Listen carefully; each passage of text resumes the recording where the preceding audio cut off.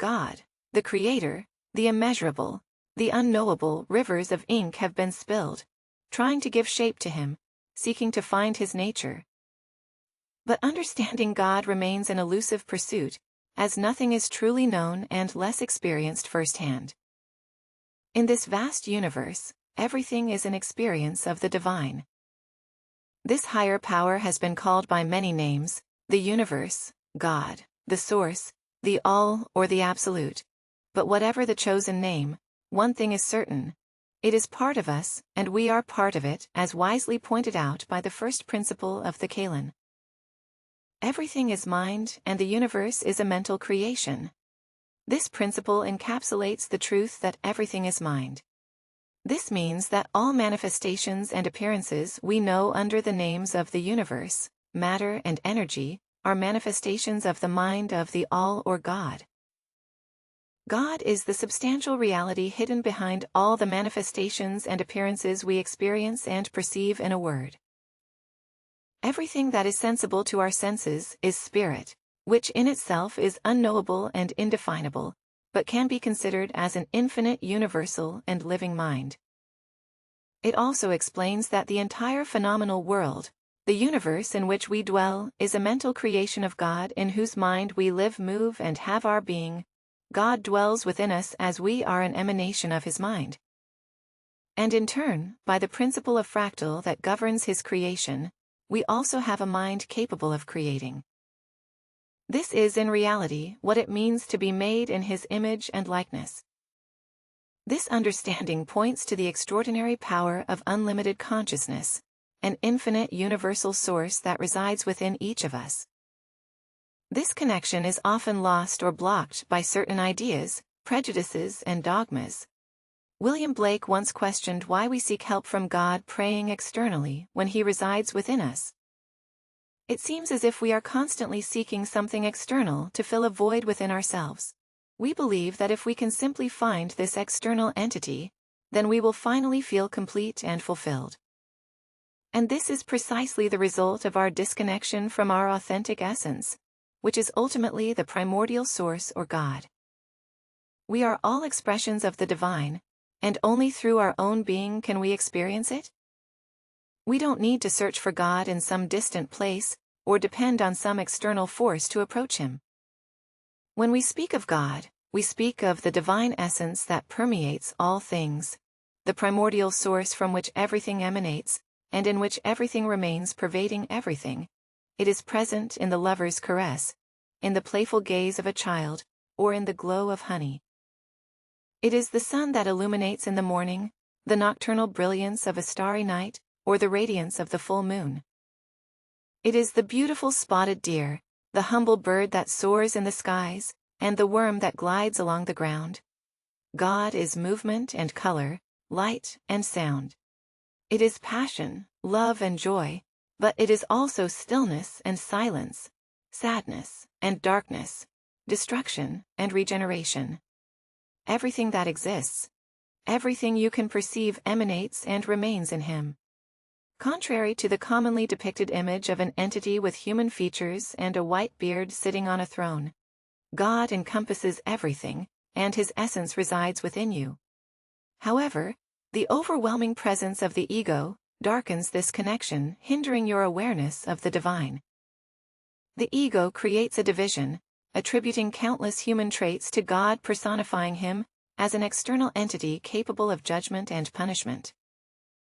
Efforts to describe God often reflect human attributes, as if the ego itself strives to understand a concept inherently beyond its reach. This is because we use tools like words, concepts, ideas, and images that come from the creative yet limited mind to describe something that transcends concepts and limitations. True understanding of something arises when one immerses oneself in it, becoming a part of it. Therefore, understanding God arises through experiencing his presence within you. Otherwise, the search for God continues endlessly, through the lens of the ego, trying to understand him externally. The act of observing is similar to the act of creating what you fervently seek through observation. You will eventually discover this process reveals the divine within, not by seeking it externally, or trying to confine it within a concept. Instead, it is discovered by observing and experiencing, realizing that it has always existed beneath the layers of the egoistic mind. The essence lies in understanding that to discover God, you must direct your focus inward, delving into the depths of your being through self-inquiry. The presence of God becomes more evident when your mind is serene, free from distractions. And when you are solely in the present moment, when we recognize God in all things and within ourselves, we can begin to understand the power and potential that lie within us. We no longer need to invoke something separate and external for help. As we have the strength and wisdom to face any challenge that arises in our path. When you become aware that God resides in you and you in Him, you realize that your essence is eternal and unlimited. As the Sufi mystic Al-Hallaj said, God is one, and one am God, when I cease to be I. So what role does self-awareness each of us play in all this? Our consciousness is not separate from the cosmic source, but a manifestation of it. We are one with the Creator through our consciousness.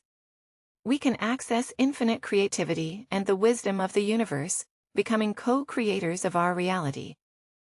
We can use our imagination and visualization to bring our deepest desires into reality. Being aware that we are one with the Creator. We realize that separation is an illusion, and that anything is within our reach. As creators, we have been given a powerful tool that allows us to manifest everything we can imagine in our minds. Imagination, just as God creates everything in His mind. So can we ancient hermits have long understood that everything that exists in our reality is actually a product of the mind or imagination of infinite consciousness or God. Therefore, everything is in the mind and the universe is a mental creation. We must live our lives knowing that we are very real to ourselves, to our plane of existence. Even if we are imaginary creations within the immensity of the whole of our own immensity, your divine essence did not begin in your mother's womb, and it will not end in the tomb. You are a pre-existent and persistent being, emptied of your memory for a divine purpose. We are all part of God, the whole, the Creator, and our consciousness is our authentic essence that transcends life and death. The ego, which is our sense of individuality and identity, is just a part of us, an aggregate defined by our memories and experiences. But beyond the ego, there is something deeper, the true essence of who we are, which is divine and eternal. The illusion of a self separates us from the rest of the universe, making us feel small, limited, and isolated. We feel incomplete. This is due to our lack of connection with our true essence, which is entirely fulfilled and needs nothing external to satisfy itself. By delving into our authentic nature and ceasing to identify with the ego, the veil of illusion is torn, and our eternal divinity becomes manifest. We have been educated to see ourselves as separate and isolated individuals. This perception leads us to view the world around us as something different from us, alien and unknown with which we must deal and engage. But the truth is that we are not separated from the divine. One way to understand this concept is through the Hindu story of the net of Indra. In this story, there is a vast net that extends infinitely in all directions, with a jewel at each intersection point. Each jewel reflects all the other jewels in the net. And each reflection of a jewel contains all the other jewels within it. This symbolizes the interconnectedness of all things, and how each person is both a unique expression of the cosmic source and a reflection of the whole. We are part of a larger whole, and our individual desires and actions intertwine with the cosmos. We must be aware of the impact our actions have on the world around us, to live in harmony with the interconnected network of existence. Everything is consciousness, and consciousness is everything. Nothing can exist outside of your own consciousness, because you are an emanation, an expansion of this energy. Everything is an expression of this consciousness. Everything is an expression of this energy. And you are no exception. You are not separate from it. You are part of it. Understanding this makes you free. another of the Hermetic teachings understood in the Kalan, exposes the phrase as above, so below, suggesting a correspondence between different levels of reality. It suggests that what happens on a small scale can be used to understand what happens on a larger scale. It indicates that the patterns of the universe reflect patterns within the individual. By understanding the workings of the universe, we understand our own nature, and by understanding ourselves, we can gain insight into the nature of the universe. Microcosm and macrocosm are a reflection. When you understand that you are part of this infinite consciousness, you realize that you have access to all its power, wisdom, and knowledge. You don't need an intermediary to connect with this cosmic force, because you are already connected to it. You just need to become aware of this connection and learn to use it to your advantage. And how do you do that? By learning to be honest with yourself, and perceiving this universal force as a father, a mother, or a supportive companion that is always with you. Honesty and humility are the keys to unlocking the power of this infinite consciousness, because they demand that you remain true to yourself and your deepest and truest desires. When you are honest with yourself, you recognize your true desires and dreams. You don't try to hide them or pretend they don't exist.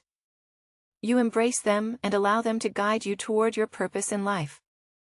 And when you perceive this cosmic force as a loving companion who is always with you, you become more confident and empowered to pursue your dreams. You don't have to fear anything because you know that you are not alone on this journey.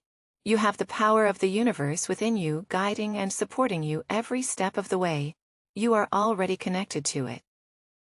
And you have access to all its power and wisdom. You just need to become aware of this connection and learn to use it to your advantage. You are divine. You are here on earth for a reason. Embrace your true nature and let your light shine. You are the absolute creator of all your experiences. Listen to your higher self and follow your heart. Remember who you are, a divine being, who has assumed human form for a purpose.